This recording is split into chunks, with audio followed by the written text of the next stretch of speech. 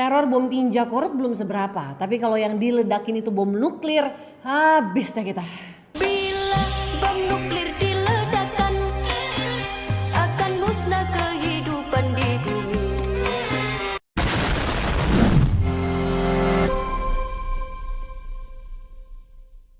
Bener banget tuh kalau kata Nasi Daria, bila bom nuklir diledakkan habis dah kehidupan di bumi. Malah belum nikah, belum punya anak, belum banggain orang tua pula.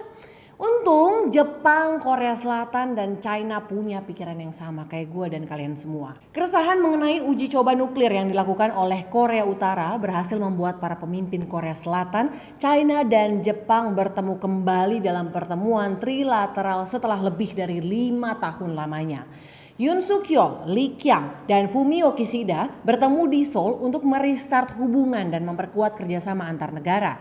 Salah satu bahasan dalam pertemuan itu adalah stabilitas regional Asia Timur dan juga mengukuhkan sikap ketiga negara tersebut bahwa denuklirisasi Korea Utara akan menjadi kepentingan dan tanggung jawab bersama. Mungkin kalian masih ada yang bingung, kenapa sih denuklirisasi Korea Utara ini jadi penting buat kawasan Asia bahkan dunia? Sini gue jelasin. Yang pertama, senjata nuklir itu terlalu powerful dan punya resiko yang sangat besar. Bukan cuma soal ledakan atau perangnya ya, tapi efek jangka panjangnya ke lingkungan dan kesehatan manusia di muka bumi. Contoh aja nih, di Hiroshima yang reaktor nuklirnya hancur karena tsunami yang bikin beberapa daerah di Hiroshima jadi kota mati karena radiasi nuklir. Itu juga nuklirnya buat hal yang baik padahal, buat pembangkit listrik bukan buat perang. Gimana kalau buat perang? Yang kedua, kepemilikan nuklir Korea Utara itu bikin daerah semenanjung Korea itu jadi tegang habis. Kalian tahu sendirilah ya, kalau pemimpin Korea Utara yaitu Kim Jong Un punya kendali penuh atas nuklir Korea Utara. Nah, sekali ada kesalahan kecil atau masalah yang bikin Mas Kim Jong Un bete, bisa aja tuh rudal lepas ya kan?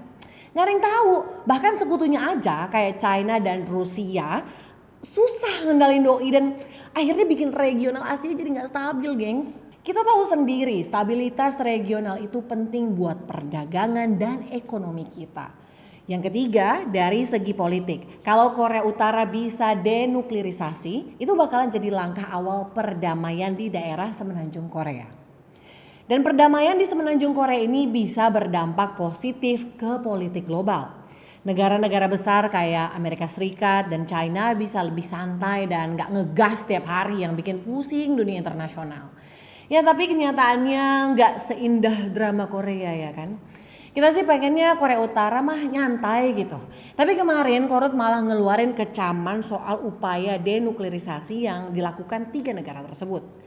Korea Utara bahkan menganggap bahwa komitmen denuklirisasi tersebut sebagai olok-olok terhadap kawasan dan komunitas internasional.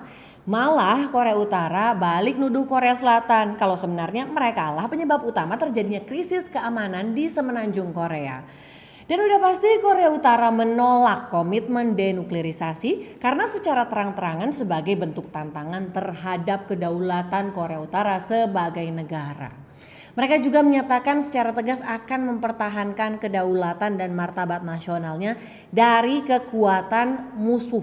Sementara itu, banyak orang yang menilai kehadiran Perdana Menteri China dalam pertemuan trilateral bersama Korsel dan Jepang karena adanya konflik antara Korea Utara dan China.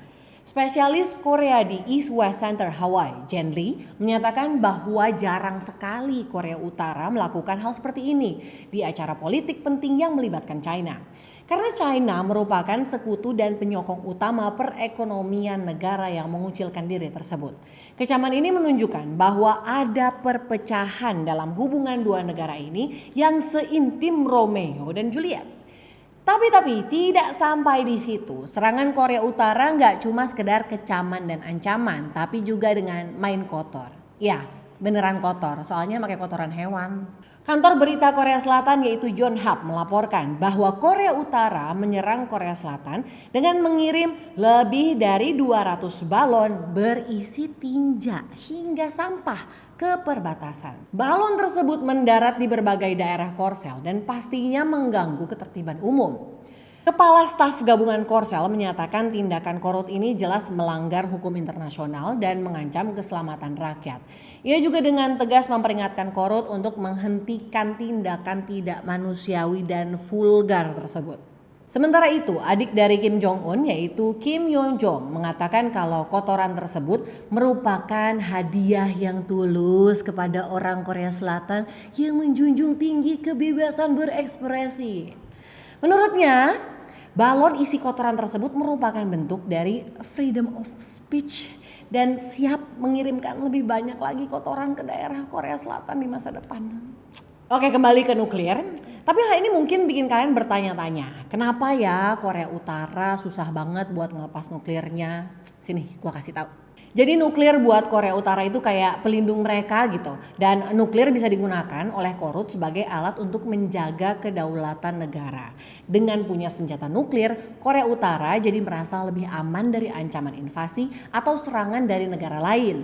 Ibaratnya kayak orang kalau berantem, yang cilik biasanya udah kiki duluan, misal lihat musuh badannya kekar dan besar. Dalam kapasitas saat ini, Korut kekar dan besar, cuma perlu jadiin nuklir sebagai alat buat nakut-nakutin aja. Namun mengancam, kayak hati-hati misalnya lu pada negara lain ada urusan sama gua. Nextnya, untuk alasan geopolitik agar tetap stabil. Tentu Korut memperhitungkan yang namanya kalkulasi dan konsekuensi dari diluncurkannya nuklir. Apabila nuklir diluncurkan, tentu akan memicu respons internasional yang sangat keras, termasuk kemungkinan serangan balik dari negara-negara besar seperti Amerika Serikat. Korea Utara sadar kalau serangan nuklir akan membawa kehancuran besar bagi mereka sendiri.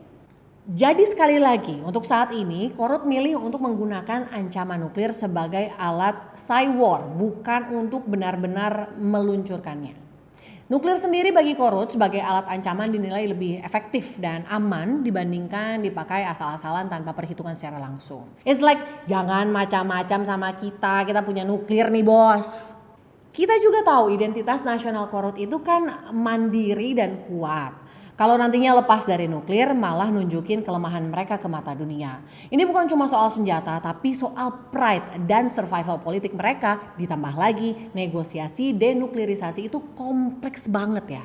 Korea Utara butuh jaminan keamanan yang solid, insentif ekonomi dan kepercayaan yang belum tentu bisa diberikan oleh negara-negara lain. Ini semua tentang diplomasi dan trust yang gak bisa dibangun dalam semalam. Jadi gimana? Ribet ya kalau mau damai. Apalagi Korea Utara yang dari awal berdiri emang udah tertutup sama dunia luar. Kamu masih percaya semenanjung Korea bisa damai? Damailah ya, kalau perang nanti Jimin sama Jungkook gimana?